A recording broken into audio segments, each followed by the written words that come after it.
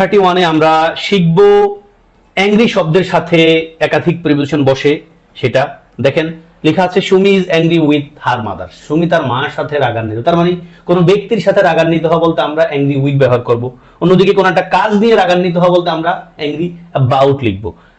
Adam became angry about our activities. Angry করছে অ্যাডামে আমাদের কার্যক্রম নিয়ে। My father was angry with me, what are you so angry about, এটা বিশেষ পরীক্ষায় আসছিল।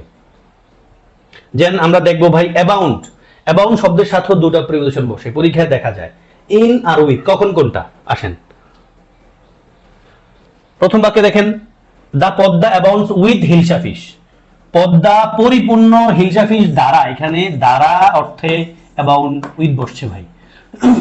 দা Padma abounds with hilsa fish, Padma পরিপূর্ণ হিলসা ফিশ দ্বারা। সেকেন্ড বাক্যে হিলসা মানে ইলিশ মাছ abounds in the Padma, hilsa আছে কোথায়? পদ্মায়। বাক্যটা পড়েন, the Padma abounds with hilsa fish, মানে the Sundarbans abound with tiger, royal Bengal tiger. তার মানে কোনো কিছু দ্বারা কোনো কিছু পরিপূর্ণ বলতে আমরা অ্যাবাউন্ড উইথ লিখি, আর কোনো কিছু কোথাও অনেক আছে বলতে আমরা অ্যাবাউন্ড ইন লিখি। এক্সাম্পল গুলো পড়েন। তারপর আমরা অ্যাডভিট শব্দের সাথেও কিন্তু আমাদের একাধিক প্রিপোজিশন বসে। কখন কোনটা দেখেন, অ্যাডভিটের সাথে ইনটু বসতে পারে ভাই, টু বসতে পারে এবং অফও কিন্তু বসতে পারে।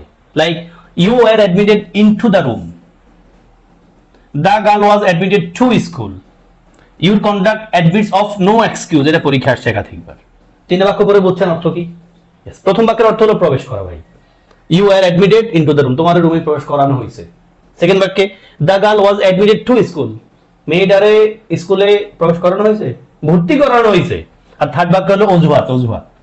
ইউর কন্ডাক্ট তোমার কাজের, কাজ অ্যাডমিটস অফ নো এক্সকিউজ, মানে তোমার কাজের কোনো অ্যাডমিট মানে এক্সকিউজ গ্রহণ করা হয় না, এটা বোঝাচ্ছে। তাহলে এটা আমরা পরীক্ষা অনেক পাই।